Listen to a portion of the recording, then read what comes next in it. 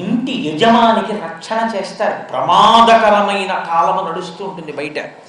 అంత ప్రమాదకరమైన కాలములో యజమాని రక్షించుకోవడానికి యజమానురాలు రెండింటిని ఆశ్రయిస్తుంది. ఒకటి దీపము, రెండు ఉసిరికే. అందుకే మీరు చూడండి, కార్తీక మాసం అంతా ఉసిరి సంబంధమే. ఒకవేళ వాడి ఇంట్లో తిండేమోనని ప్రత్యేకంగా వనభోజనమని ఉసిరి చెట్టు దగ్గరికి తీసుకెడతారు. మళ్ళీ ద్వాదశి తిథి వచ్చినప్పుడు ఉసిరికాయలతో ఉన్న కొమ్మ తెచ్చి ఇంట్లో పెట్టి పూజ చేస్తారు. ఆ ఉసిరి గాలి తగలడం కోసం, ఉసిరి కాయ తినడం కోసం అంత జాగ్రత్తగా ఎందుకు బిగింపు తీసుకొచ్చారో తెలుసా అండి ఋషులు? ఏదైనా కేవలం ఔషధంగా స్వీకరించారు మన ధర్మంలో. ఏదైనా ఈశ్వరానుగ్రహమును ముడివేసి, ఆమ్ల ఉసిరికాయని ఈశ్వర ప్రసాదంగా. అందుకే కార్తీక మాసం వచ్చేటప్పటికి గుత్తులు గుత్తులుగా కాస్తాయి.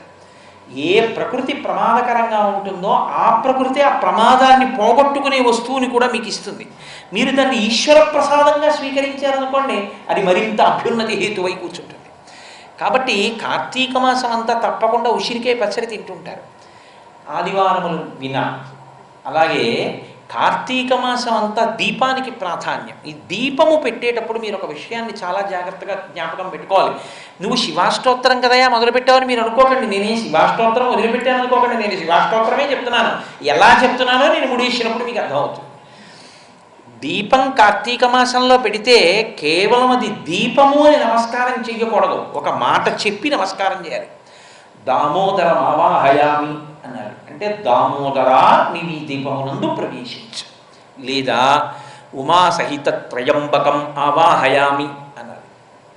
ఉమాసహితుడైనటువంటి త్రయంబకుడినైనా దీపం మీదకి ఆవాహన చెయ్యాలి, దామోదరుణ్ణైనా ఆవాహన చెయ్యాలి. ఏమండి,